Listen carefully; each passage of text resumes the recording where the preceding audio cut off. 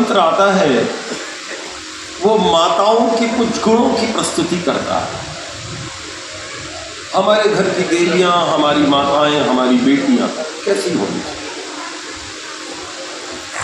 जब आप अपने बेटे के लिए बहू देखने जाते हैं तो आप प्रायः उसकी सुंदरता देखते हैं कि लड़की बहुत सुंदर होनी चाहिए। दूसरा, आप ये भी देखते हैं कि वो पढ़ी लिखी कितनी है, वो भी बड़ा जरूरी है। तीसरा, आप ये देखते हैं कि भाई वो कुछ लेने देने वाले लोग हैं, कुछ देंगे कि नहीं दहेज वहेज हमें, वो भी जरूरी है। ये तीन चीजें सारे भारत की हजारों सास, हजारों ससुर देखते हैं, लेकिन चौथी चीज भूल जाते हैं भाई और माँ। अगर ये चौथी चीज भूल जाए तो ये तीनों चीजें बड़ी हानिप्रद हो जाती। तो आप कहेंगे गुरुजी वो चौथी चीज कौन सी? जब आपके घर में कोई बेटी बहू बनकर आती है तो वेद का एक मंत्र कहता है कि उसकी पहली क्वालिटी कैसी होनी चाहिए। बोलिए मेरे साथ, एक साथ आवाज आनी चाहिए। थोड़े नए नए शब्द हैं, थोड़े संस्कृत में होंगे। अगर आप बहुत समझदार हैं तो ध्यान से सुनिएगा, बात ना कीजिएगा। जिनको कोई बात करनी है धीरे से वो घर चले जाइए, घर के काम निपटा लीजिएगा, बात वहां कर लीजिए। यहाँ आप बैठे तो आपको शांत बैठना पड़ेगा। ये आपको 15-15 साल में सुनने को नहीं मिलेगा वो बातें बता रहा हूँ। बोलिए अघोः चक्षु। ये पहली क्वालिटी है। जो बेटी मेरे घर बहू बनकर आ रही है उसकी पहली क्वालिटी उसकी आंखों में क्रूरता नहीं होनी चाहिए, करुणा होनी चाहिए, मर्सीफुल हार्ट।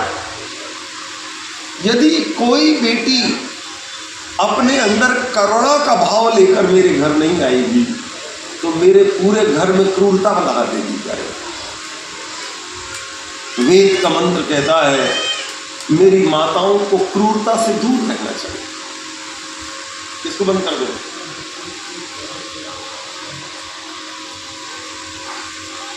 तो आप कहेंगे गुरुजी इसको जस्टिफाई कैसे करेंगे हम कि जो बेटी हमारे यहाँ आ रही है वो क्रूर है कि नहीं?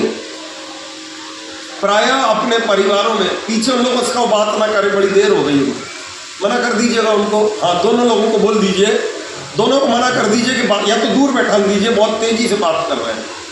एक दो बार बोला वो मान नहीं रहे, थोड़ा सा दूर बैठ जाइए। अगर बिल्कुल आपका मन नहीं मान रहा बिना बात किए, थोड़ा दूर हो जाए। प्रायः बच्चों के साथ ऐसे एक्सपेरिमेंट मुझे करने होते हैं। छोटे बच्चे बात करते हैं तो एक बच्चे को उठा के दूर बैठा दें। कई बार बड़ों के साथ भी एक्सपेरिमेंट करना होता है।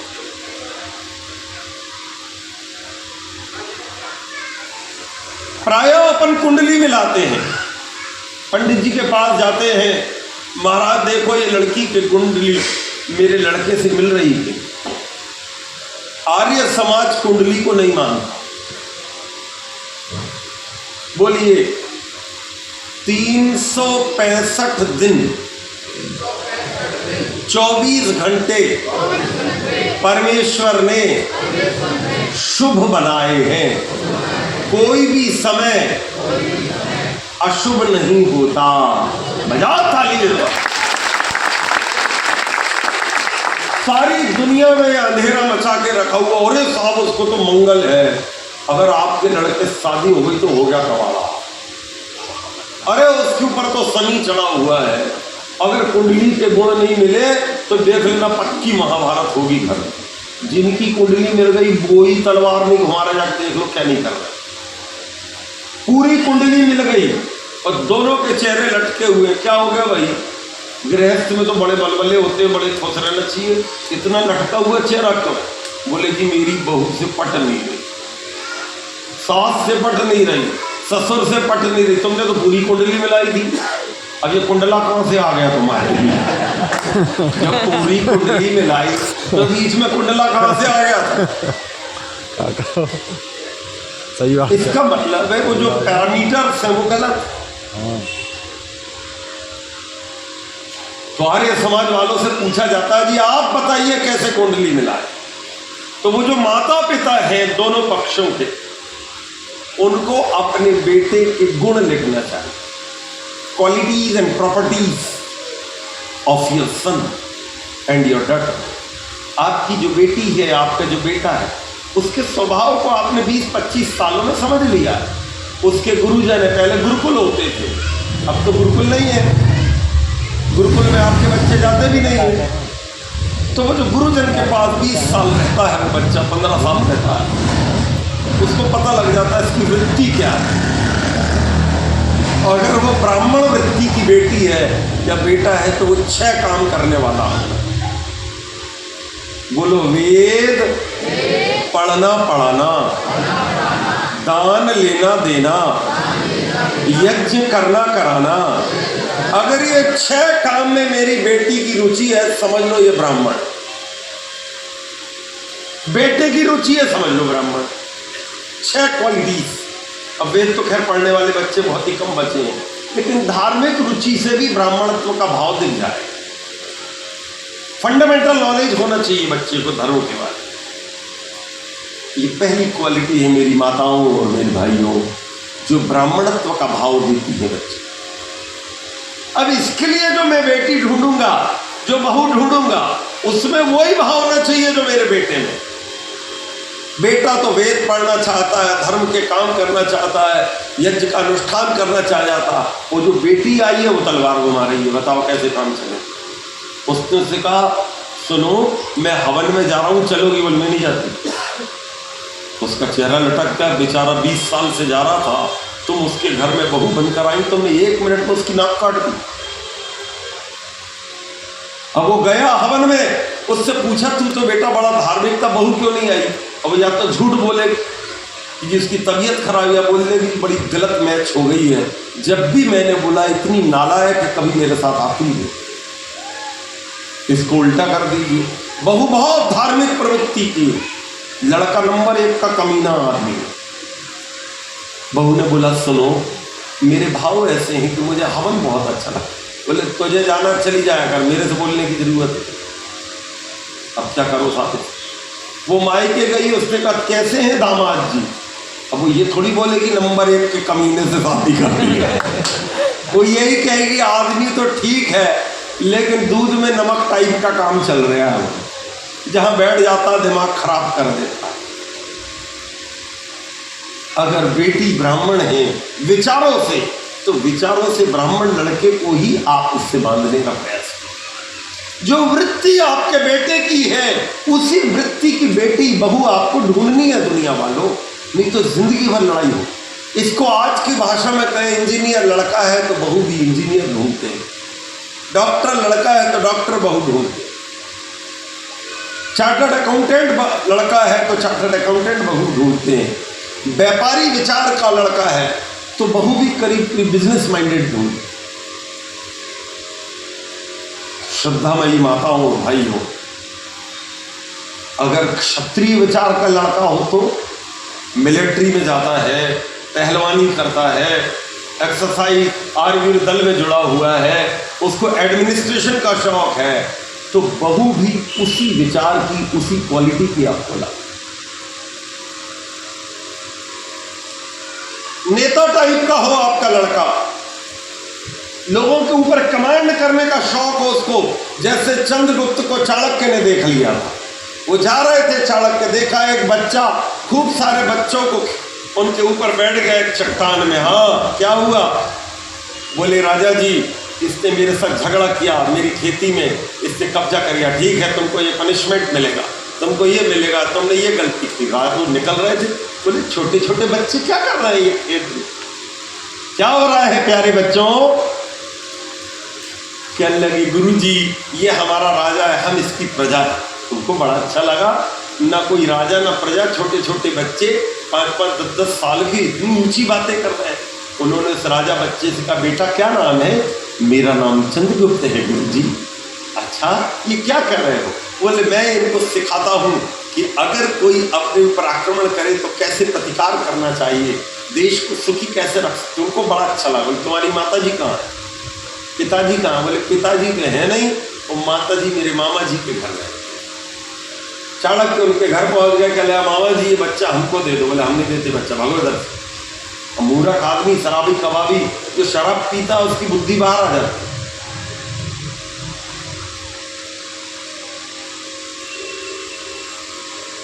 आपका बेटा बोले नहीं देना, बोला ना आपसे नहीं देना मेरा भांजा,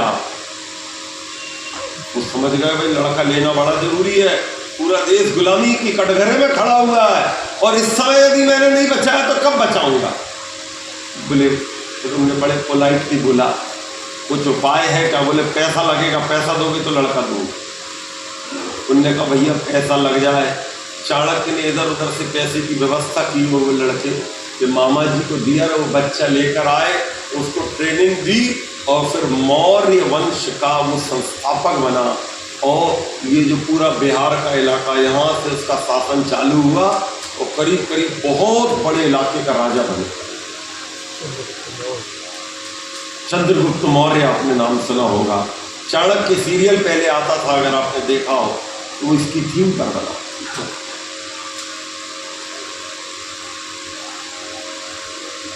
मैं आपसे निवेदन कर रहा था, लड़का अगर क्षत्रिय है तो बहु क्षत्रिय वृत्ति की लाना।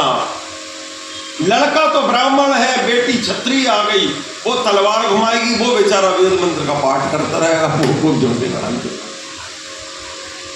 बड़े गड़बड़ हो जाए। ऐसे ही बेटा यदि वैश्य भाव का है तो बहू लाओ, और मान लीजिए इन तीनों की क्वालिटी से अतिरिक्त वो दोनों हैं तो भी विचार किया जा सकता है, जिसको शूद्र है। मैं आपसे निवेदन कर रहा था मेरे भाइयों और माताओं, यदि आपको अपने जीवन में माताओं के बारे में विचार करना है, महर्षि दयानंद ने बड़ा गंभीर चिंतन दिया।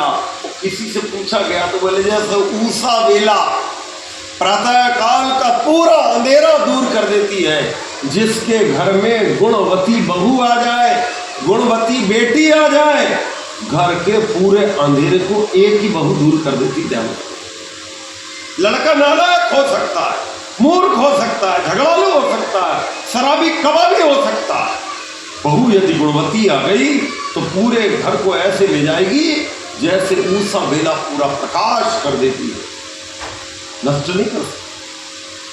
अपने भाग्य पर वो लोग रोते हैं, मुझे गलत जगह बांध दिया, मैं क्या करूं, परिस्थिति खराब है, मैं क्या करूं, ऐसा हो गया। कोई परिस्थिति खराब नहीं। राम से ज्यादा परिस्थिति थोड़ी खराब है जिसकी सगी माँ ने उसको बाहर निकाल दिया 14 साल के लिए। कृष्ण जी से ज्यादा परिस्थिति थोड़ी खराब है जिसका जन्म ही जेल में हुआ। बताओ इससे ज्यादा कैसे परिस्थिति खराब हो जाएगी। माताओं और भाइयों, मैं आपसे निवेदन कर रहा था, अघोर चक्षु, अघोर चक्षु, तुम्हारी बेटियों की आंखों में क्रूरता नहीं, करुणा और आत्मीयता होना चाहिए। दूसरी क्वालिटी बोलिए मेरे साथ, अपतिघ्न। कुछ लोग मोबाइल देख रहे हैं, उनको ये समझ में नहीं आ रहा है कि इस समय मोबाइल नहीं देखना है। मोबाइल थोड़ी देर मत देखो, 15-15 साल रहेंगे आपके पास देखने के लिए। आपको कोई रोकने नहीं आएगा कि भाई साहब रात के 1 बजे मोबाइल क्यों देखो ना, पूरी रात मोबाइल किसने लो, सत्संग में क्यों देखो। पूरी दुनिया में एक भी मुसलमान ऐसा नहीं है जो अपनी मस्जिद में उनके जब संत जी, उनके फकीर बाबा, जब उनके जत्थेदार, उनके मुख्य गुरुजी उपदेश दे रहे हो और वो मोबाइल देख रहा हो। सारी दुनिया का एक भी मुसलमान आपको ऐसा नहीं, एक भी सरदार आपको ऐसा नहीं मिलेगा, एक भी ईसाई आपको ऐसा नहीं मिलेगा। देखिए हिंदू हजारों मिलेंगे आप, और फिर 25 साल बाद बोलेंगे साहब मेरे बच्चे को मैं संस्कार नहीं दे पाया, मैंने पूरा प्रयास किया, भगवान जाने क्या प्रयास किया। जिस जड़ में पानी डालना था वहां पर डालेंगे आप। एक उदाहरण मैंने कल आपको दिया था, आजमगढ़ वाला। अघोर चक्षु, अपतिघ्न, पति के विचार को न मारने वाली दूसरी क्वालिटी होनी चाहिए। आप कहेंगे गुरुजी पति के विचार को पत्नी कैसे मान सकती है और उसको बचा कैसे सकती है। समझने का प्रयास करना माताओं का थोड़ी कठिन बात है।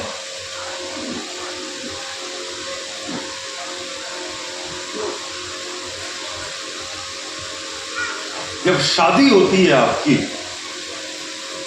जब आप आर्य समाज के विद्वान को बुलाया कि मेरा विनम्र निवेदन है, सारे दुनिया के काम किसी से भी करवा लो, 4-6 काम किसी आर्य समाज के विद्वान से ही करवाना, उसमें कुछ मंत्र वो विद्वान आपसे बुलवाएगा, उसमें ये भी मंत्र होगा जो मैं आपको बोलूंगा।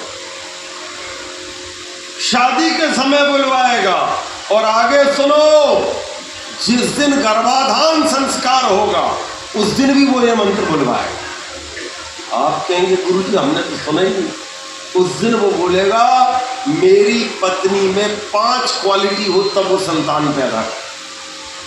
उसमें एक क्वालिटी ये है जिसकी व्याख्या चल रही है,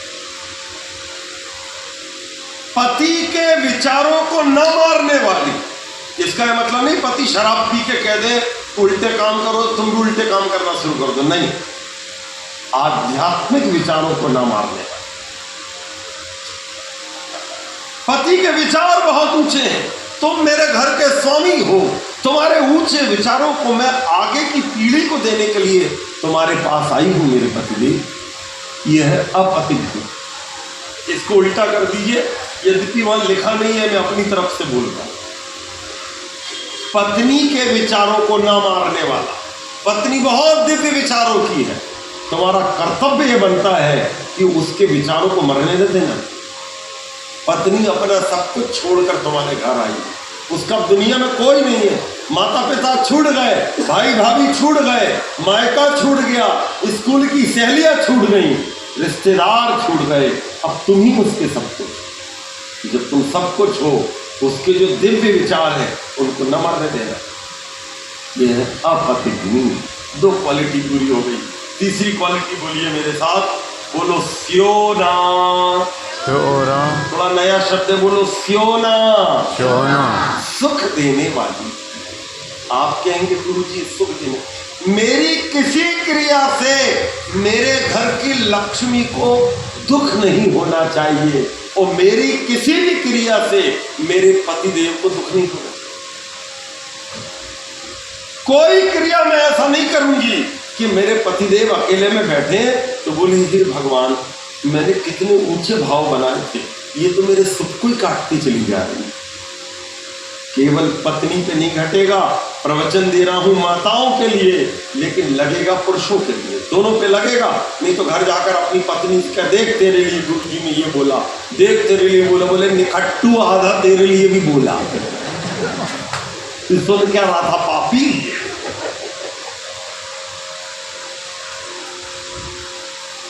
ये है स्योना। अगला शब्द मेरे साथ बोलिए, बोले शक्मा। ये शब्द बड़ा अच्छा, इसको अंग्रेजी में बोले स्किल, दक्षता। मैं जिनके घर जा रही हूं हर क्रिया में दक्षता दिखनी चाहिए मेरे ससुर जी को, मेरी सासू जी को, मेरे पतिदेव को, मेरे बच्चों को। आज ये बिल्कुल गड़बड़ होती चली। अगर मैं खाना बना दूं, मेरे पतिदेव दुनिया की किसी होटल का खाना उनको पसंद नहीं आएगा। यदि मैंने उनको खाना बना दिया, भाई तुम जो खाना बनाती है बच्चों की माँ, मुझे पूरी दुनिया के होटल फीकी लगती है उसका, और तुम अकेले कभी नहीं खाती। बोले आपके बिना मैं कैसे खा सकती हूँ, मैं थोड़ा लेट आता हूँ, आप खा लिया कीजिए, कोई बात नहीं, मैं तो आपके साथ ही खाती हूँ तो मुझे अच्छा लगता है। बताओ दुनिया में कैसे तलाक हो जाए। इतने ऊंचे भाव के वो पति पत्नी रहे, सृष्टि पलट जाए तो लड़ाई ना हो, दुखी ना करे अपनी पत्नी को, अपने पतिदेव को। यह है शक्मा। श्रद्धामयी माताओं और भाइयों, अगली क्वालिटी बोलिए, बोलिए सुयमा। सुयमा। सब लोग बोलो सुयमा। सुयमा। ये थोड़ा पुरानी माताओं में ये योग्यता थी, आजकल नई बेटियों में पता है कि नहीं, तो आप जानते। यम का मतलब होता है कंट्रोल। आपने विद्वानों से प्रवचन सुना कई बार, यम नियम आसन प्राणायाम प्रत्याहार धारणा ध्यान और समाधि, इससे परमात्मा प्राप्त होता है। आपने 50 बार सुना। ये यम क्या होता है? यम नियम, कंट्रोल। जिस घर में तुम कदम रख रही हो बहू के रूप में, उस घर के सब लोगों पर तुम्हारा नियंत्रण बढ़ जाए।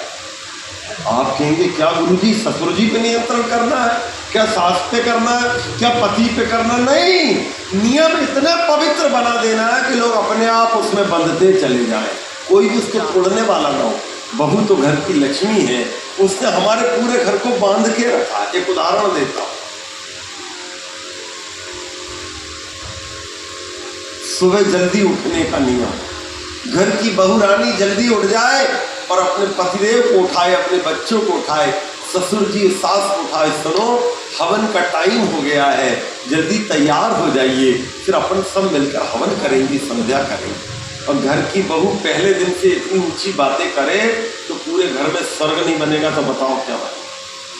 सोने का टाइम सोना, खाने के टाइम खाना, बर्तन के टाइम बर्तन, कपड़े के टाइम कपड़ा, रिश्तेदारी के टाइम रिश्तेदारी, वेद पाठ के टाइम वेद पाठ, नियम के टाइम नियम, हर चीज का एक शेड्यूल बना दिया बहू ने और सबको फॉलो करना पड़ रहा है। पता नहीं किस परिवार से आई है, कितने दिव्य विचारों की मेरी बहू है, हमको तो भैया उसके पीछे चलना पड़ता है। इतनी पवित्र बहू तो हमारी 3 पीढ़ी में नहीं देखी हमने। इसका नाम है सुयमा। श्रद्धामयी माताओं और भाइयों, अगला शब्द मेरे साथ बोलिए, बोलो वीर सुह। वीर सुह। थोड़ा नया शब्द है, बोलो वीर सुह। वीर सुह। ये जो पूरे भजन गा रहे थे पथिक जी, ये वो थीम यहां से गई है। देखिए,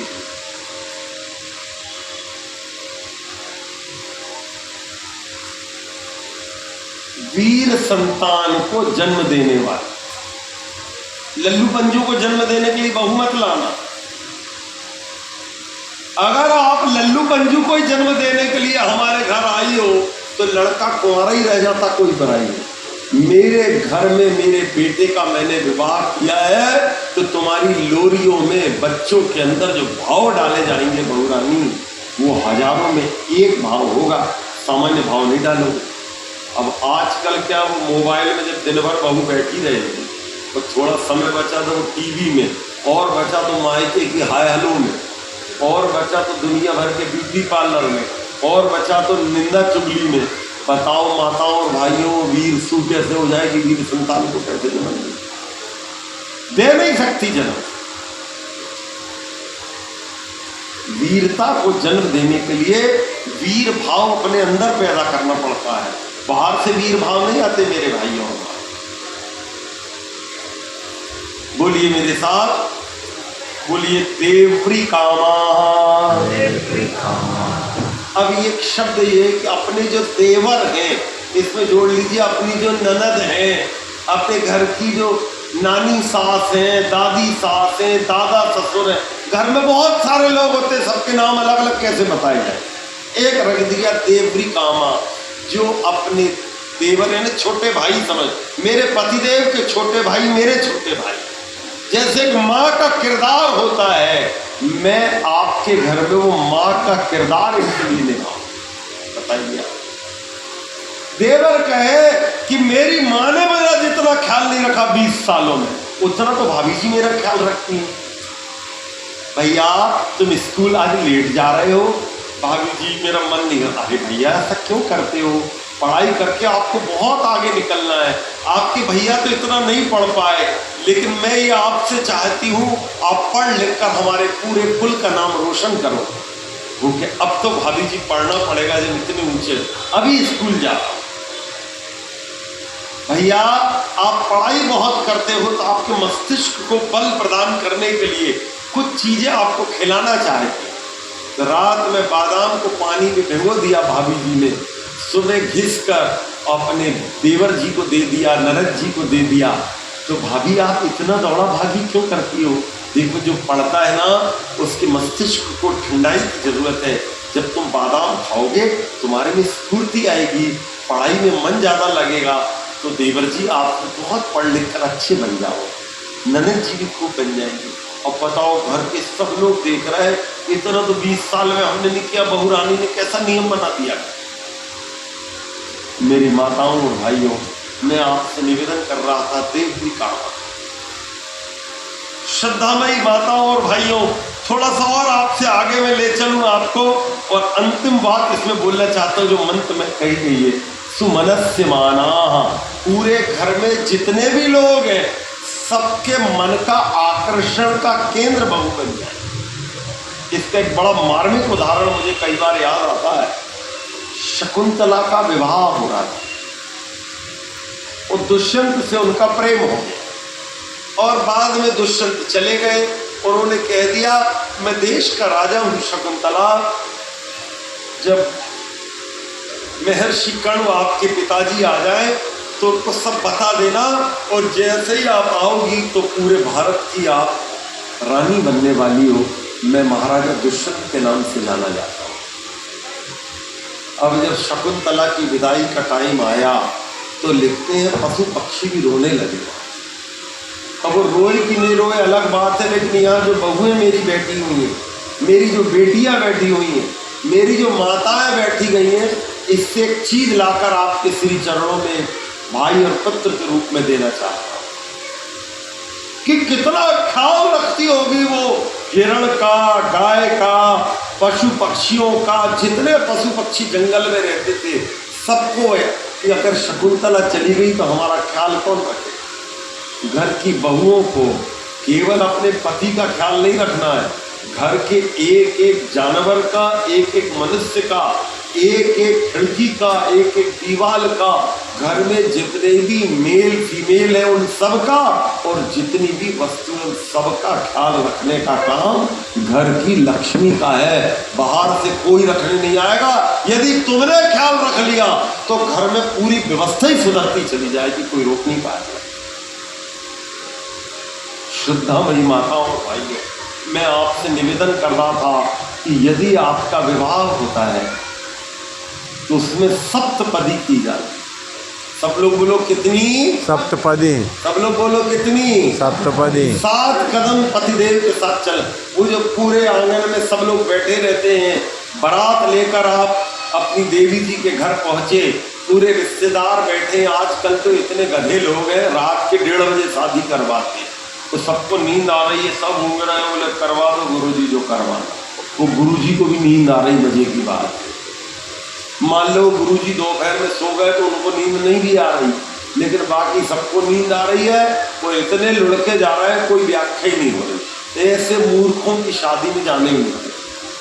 समझदार लोगों की शादी 2 टाइम होती, या तो सुबह रख दो 9-10 बजे ठंडी के, और या शाम को रख दो 4-5। 4-5 बजे जिनकी भावर पड़ गई गोधुली बेला में, 6-7 बजे तक रिसेप्शन वगैरह शुरू हो जाए, 7-8 बजे तक 10 बजे तक शादी आदि सब निपटा, अगले दिन विदाई कर दीजिए। लेकिन इतने मूर्ख है, बारात लगाएंगे रात के 11 बजे, 10 बजे, 9 बजे, इतना नाचेंगे शराब पी के, रात के 11 बजा दिए। और जब थक के चूर हो गए बेटे बहू, रात का 1:30-2 बज गया, तब बोले जी अब भावर पड़ेगी। सब रिश्तेदार गायब हो गए, बोले इन मूर्खों में कौन बैठा रहे। 2-4 को पकड़ के बैठाला, तो सबको करीब नींद आ रही, क्योंकि दिन भर के थके आ रहे। और तब बोल रहे कि व्याख्या कर दो, कौन कर देगा क्या? ना सुनने वाले को टाइम, ना सुनाने वाले को टाइम। अगर आर्य समाजी हो और मेरी आवाज सुन रहे हो तो अपनी बेटी की शादी और बेटे की कितने बजे भावर पड़ाओगे? या तो सुबह 9-10 बजे करना, और या फिर शाम को 5-6 बजे का। कौन कौन करेगा ऐसा? हाथ उठा दो रे। तो देखते हुए समझदार लोग बैठे, वही रात के 2 बजे वाले बैठे। मूर्खों का कोई इलाज है क्या दुनिया? एक जगह संस्कृत में लिखा है सबकी दवाई है दुनिया में, मूर्ख आदमी की कोई दवाई नहीं। मेरे एक यजमान है, उन्होंने अपनी लड़की के लिए ढूंढा, डिप्टी कलेक्टर ढूंढा, बड़ा योग्य लड़का, SDM। रात के 1 बजे तो बारात लगी और 3 बजे शादी करवाई। वो मेरे से कह रहे गुरुजी आप शादी में, मैं तो शादी में कराने जाते ही नहीं कर। मैंने एक विद्वान को भेज दिया, उसका तेल निकाल दिया विद्वान का बेचारा।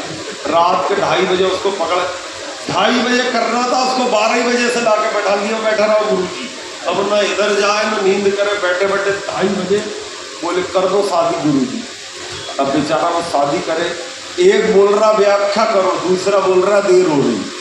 3 बजे तो देर हो ही। वो कहने लगे आचार्य जी दिमाग पैसा पूरा दिया दक्षिणा, लेकिन वो विद्वान का मन खट्टा, बोले क्या गुरुजी चला गया ना, मजा नहीं। मेरी माताओं और मेरे भाइयों, जब आपकी सप्तपदी होगी और 7 कदम चलेंगे तो पहला कदम बोलिए मेरे साथ, ईशे, बोलो ईशे, एक पदी भवा। ये पहली व्याख्या है उसकी। मैं और मेरी पत्नी का पहला कदम काय के लिए होगा? अनाज के लिए होगा, ग्रेन, फर्स्ट स्टेप्स टुगेदर, एक साथ दोनों कदम। ऐसे पति का कदम होता है, ऐसा पत्नी का होता है। एक एक कदम वो पंडित जी रखवाएंगे आप। जब वो कदम रखवाएंगे तो पहले वो पंडित जी से कहना है पहला कदम काय का है? अनाज के लिए। मैं तुम्हारे अनाज की व्यवस्था करूंगा देवी जी, और तुम मेरे अनाज की व्यवस्था करना। आप कहेंगे गुरुजी मैं तो उनको सामान ला के दे दूंगा, वो क्या करेंगी? वो उसको स्वादिष्ट बनाए। खाना वही है लेकिन इतना स्वादिष्ट बनाएंगी कि आपके घर में जिसको जो बीमारी है उसके भोजन से वही इलाज हो जाएगा। उदाहरण के लिए ससुर जी के घुटने में दर्द है तो भोजन में वो तत्व डाल दीजिए कि घुटने का दर्द चला जाए। एक लड्डू बनता गोंद का लड्डू, एक बनता मेथी का लड्डू, गूगल का लड्डू। ऐसी कुछ चीजें मैं आपको बताऊंगा, आप कभी कहोगे तो अगर वो लड्डू बनाकर आपने घर के अपने उन लोगों को खिला दिया तो घुटने का दर्द ही चला जाएगा। बताओ, आपने तो अनाज की व्यवस्था की थी, बहू कितनी योग्य थी कि उसने घर की बीमारियां दूर कर दी। सासू जी के कमर में दर्द रहता, कौन सी दवाई दोगे कि दर्द दूर हो जाए? किसी की आंखें कमजोर है घर में, कौन सी दवाई दोगे कि आंखों का कष्ट दूर हो जाए? किसी के सिर में दर्द रहता है, कौन सी दवाई दोगे कि मेरे पतिदेव के सिर का दर्द दूर हो जाए, मेरे ससुर जी का दूर हो जाए, जिनको भी जो भी तकलीफ है। पता नहीं कौन सी बीमारी किस बच्चे को, किस घर के मेंबर को है। तुम घर में बहू किस लिए बनी? आप कहोगे गुरुजी वो तो डॉक्टर कर देगा। डॉक्टर नहीं, आप ही डॉक्टर हो, इसलिए आपको बुलाया। इतनी योग्यता आपकी होनी चाहिए कि थ्रू प्रॉपर चैनल उसको सुधार दें। ईशे एक पदी भव, बोलिए ऊर्जे। आवाज नहीं आ रही, मैं बंद कर दूंगा, कुछ नहीं बताऊंगा। बोलो ऊर्जे द्विपदी भव। ऊर्जा के लिए दूसरा कदम मेरे पतिदेव के साथ लो। तुम मुझे ऊर्जा प्रदान करोगे पतिदेव, मैं तुम्हें ऊर्जा प्रदान करूंगी। अब दोनों दिन भर कुत्ते की भांति लड़ रहे हैं तो ऊर्जा दे रहे हैं कि लड़ाई हो रही है। इतने मूर्ख हैं, ऐसे ऐसे लोग मिलेंगे 15-15 साल हो गए शादी को। उनसे पूछा क्यों भाई? कहने लगे आज तक मुझे याद नहीं आता जब किसी महीने मेरी देवी जी से मेरी लड़ाई ना हो। 15 साल से हर महीने लड़ते और कुत्ते की भांति लड़ते। जितने देखते वो समझ रहे अच्छे कुत्ते कुतिया की शादी हो गई। मूर्खों का क्या है? एक बार एक सज्जन ऐसे बैठे हुए थे और आंख बंद करके एक सज्जन निकले, बोले क्या कर रहे हैं आप? बोले भगवान से प्रार्थना कर रहे हैं। बोले क्या प्रार्थना कर रहे हैं? बोले हे प्रभु, अगले जन्म में यदि तू मेरी पत्नी को कुतिया बनाए तो मुझे कुत्ता मत बनाना, चाहे इसी जन्म में बहुत तकलीफ दे दी।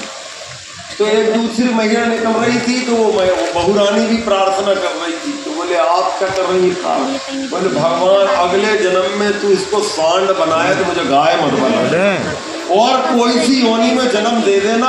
इतना कमीना आदमी है ये कि अगर मैं गाय बन गई तो वहां भी मुझे परेशान करेगा, जीने नहीं। बताओ ऐसे इन्होंने कैसी जिंदगी जी रहे भाई। होना तो ये चाहिए कि वो कह दे कि भाई मेरी पत्नी के साथ बंद कर तो मेरे जीवन की सार्थकता हो, सार्थकता हो जानी चाहिए। आप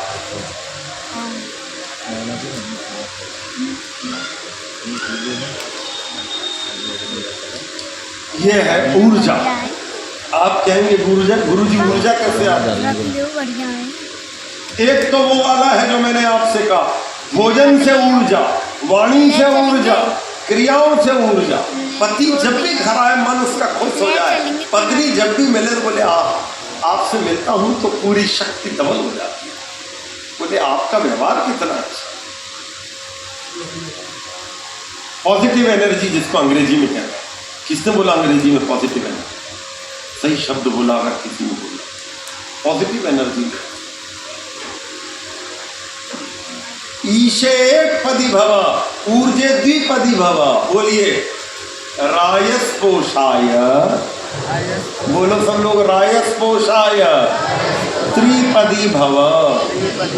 मेरे पतिदेव तुम मेरे को धन लाकर दोगे, मैं तुमको धन लाकर दूंगा। आप कहोगे गुरुजी महिला कहां से धन लाकर देगी? नहीं, वो जो धन पतिदेव कमा कर लाते हैं उन पे इतना टाइम नहीं है तो उसके बारे में सोचे कहाँ रखना क्या।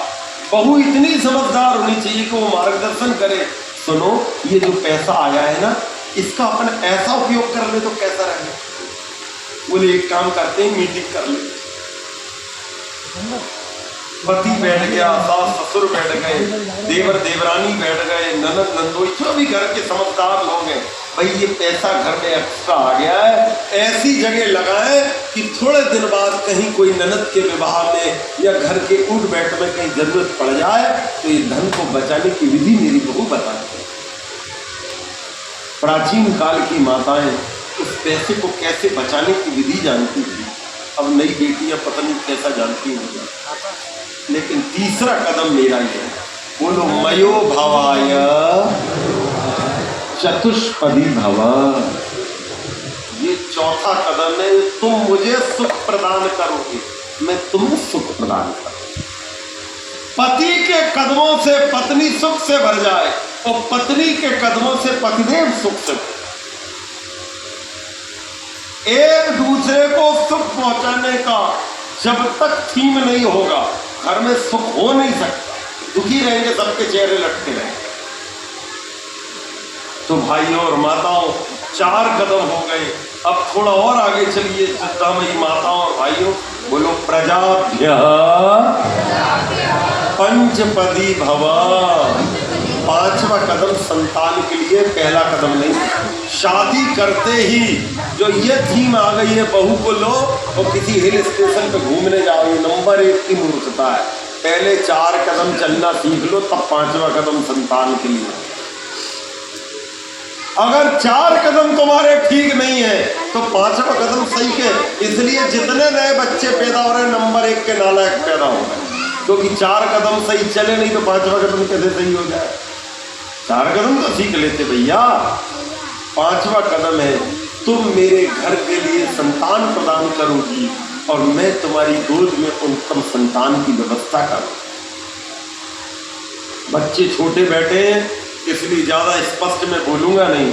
संस्कार विधि में वो तरीका बताया गया है कि बहू की गोद में उत्तम संतान कैसे आ सके।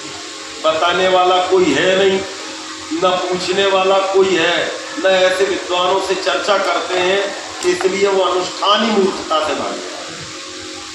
गर्भाधान संस्कार के पहले किन नियमों का पालन बेटे बहू को करना है और उसके बाद किन नियमों का पालन करना है, ये दोनों का जब तक ध्यान नहीं होगा संतान घर में देवत्व का रूप ला ही नहीं सकती, चाहे कुछ भी कर हो ही नहीं सकता किसी। श्रद्धामयी माताओं और भाइयों बोलो ऋतुभ्य षट्पदी भव। ये 6वां कदम। ऋतुओं के अनुकूल कौन सी ऋतु चल रही है इसके अनुकूल पूरे घर को चलाना पड़ता है। बरसात के दिन में कैसा भोजन खाना पीना कपड़े लत्ते, ठंडी के दिन में कैसा खाना पीना कपड़े लत्ते आना जाना, बरसात के बाद गर्मी भी है और बसंत ऋतु भी। सब अभी जैसे बसंत ऋतु चल रही है, अब ग्रीष्मता आने वाली है। इस समय पूरे घर में कौन सी चीजों से कैसी कैसी व्यवस्था बने, ये बहू को पूरा कमांड होना चाहिए। ये है ऋतु। और जब 6 कदम हो गया तो बोलिए मेरे साथ सखे सप्तपदी भव। 7वां कदम मैं और मेरे पतिदेव की मित्रता के लिए। मित्रता जो होती है वो दूसरे के प्रति करुणा रखती है। भाई बंटवारा कर सकता है, रिश्तेदार झगड़ा कर सकते हैं, लेकिन मेरे पतिदेव से मेरी मित्रता है तो दोनों एक दूसरे को दोस्त बनकर चले। वो उसका साथ देगी, वो उसका साथ। श्रद्धामयी माताओं और भाइयों, आचार्य विनोबा भावे ने एक जगह बड़ी मार्मिक बात कही। विनोबा भावे कहते हैं कि जब भी कोई बेटी स्कूल जाती हुई दिखती है तो मुझे लगता है महर्षि दयानंद अपना हाथ पकड़ के बेटी को स्कूल ले जाए। कारण क्या है? पहले लड़कियों के स्कूल होते ही नहीं थे। ये महर्षि दयानंद और आर्य समाज का बलिदान है। ये लाखों लड़कियां पढ़ पढ़ के निकल रही, इनकी स्कूल ही नहीं थी। केवल लड़के पढ़ते थे, बेटियां तो पढ़ती नहीं। बोले इनको रोटी बनाना, इनको क्या करना पड़े। आर्य समाज ने आंदोलन किया, स्कूल खोले, अपनी बेटियों को भेजा, पूरे समाज की गालियां सुनी, तब बेटियों की पढ़ने की व्यवस्था बनी और सारे भारत की लाखों बेटियां पढ़ रही हैं। अब तो अपनी राष्ट्रपति भी जो है बेटी है, सुप्रीम कोर्ट की न्यायाधीश जो है बेटियां बन रही हैं, राज्यपाल बेटियां बन रही है, मुख्यमंत्री बेटियां बन रही हैं, प्रधानमंत्री बेटियां बन चुकी हैं। कारण क्या है? परंपरा आर्य समाज ने इस समय। अब समय आपका 10 बज गया, थोड़ी देर बैठोगे आप लोग? अरे